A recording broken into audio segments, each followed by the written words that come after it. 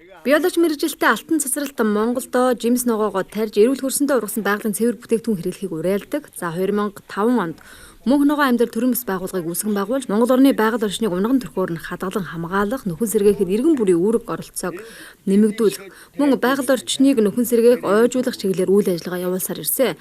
Харин тэрээр 2014 онд анхудаа Ханвал дүүргийн 13 дугаар хоронд байрлах шувуу фабрикт дөрвөн улирлын нарлаг хүлэмжийг 80 сая төгрөгөөр байгуулж байсан юм байна. Харин өнөөдөр үр шимээ өгч амжилттай ажиллаж байна гэдэг хэлж байлаа. Дөрвөн улирлын хүлэмжинд өвөл гүзээлцгэн тарж хавар эрт үрсэлгээ бэлдэж иргэдэд хүргэж байгаа юм байна. За 2 сарын дотор 50 сая төгрөг олох боломж байгаа гэдгийг ч хуваалцж байсан. Мөн манай орны нөхцөлд дөрвөн улирлын хүлэмжтэй болох бүрэн боломжтой гэдгийг нэмчилж байлаа. Малын өтөг бууц сайн хөрсгээд олон давуу тал манайд байгааг тэрээр онцолж байсан ба. Ногоо тарих тухай, хүмүүсийн бизнесийн тухай асуудлаасаа илүү Монгол хүний хүнсний аюулгүй байдлын тухай бид нар ярьж байгаа. Тэгэхээр өнөөдөр бидний хэрэгжилж байгаа одоо урд нутгаас орж ирж байгаа ногоо маань химийн бодисоор бордоогоор бордогдсон юм зүйл байгаа учраас эндээс ямар төрлийн одоо өвчин зовлон хорт хавдар үүсэж байгааг хараахан бид нар тогтоож чадахгүй байгаа. Нөгөө талаар эдийн засгийн маш их хохиролтой байна. Тэр нь юу гэхээр зэрэг бид нар тухайлбал жилд 20 гаруй сая долларын одоо импортыг хийж идэж байгаа тийм ногоог. Тийм учраас Монгол орны нөхцөлд ялангуяа нарлаг хүлэмж гэдэг энэ дөрвөн улирлын хүлэмжинд жилийн дөрвөн улиралд монголчууд өөрсдийнхөө хэрэгцээний жимс ногоог тарьж идэх болцоотой. Ялангуяа сүүлийн жилүүдэд манай монголчууд ялангуяа залуучууд маш их хэмжээгээр энэ хүлэмжийн аж ахуйг сонирхож байна.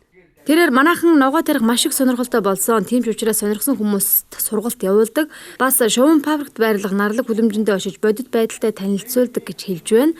Бас хүлэмж бол ухдаг биш ургуулдаг, уурхай. Тийм ч учраас иргэн бүр ногоо тарьж эрүүл аюулгүй хүнс хэрэглэхэд анхаарч сонирхож ажил хэрэг болгох хэрэгтэй гэдгийг хэлж байсан ба.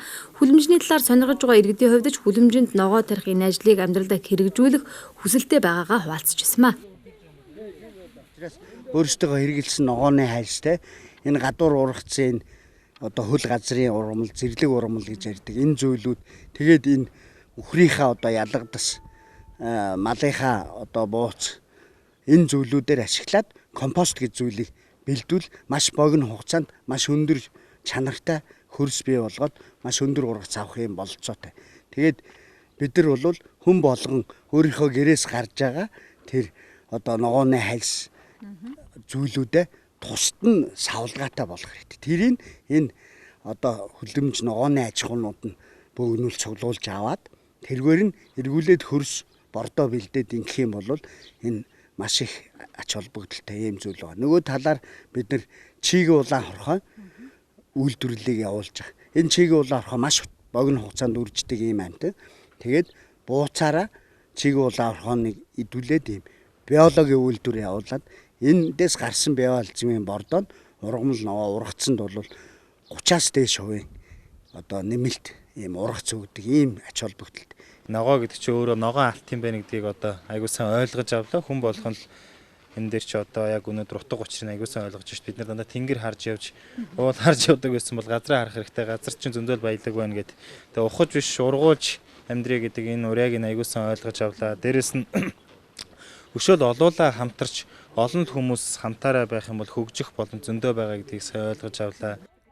Тэрээр жилдээ 18-аас 20 сая долларыг манайх урд хөршид хөрөнгө оруулан жимс ногоо авдаг. Харин энэ мөнгөө Монголдо зориулах хэрэгтэй байна. Тийм ч учраас Төв аймгийн Чандмас суманд агропарк байгуулахаар хичээнгүйлэн ажиллаж байгаа гэдгийг ч хэлж байсан. Ханвал дүүргийн 12 дугаар хорооны шувуу фабрикт байрлах нарлаг хүлэмжнээс лайт мэдээллээ.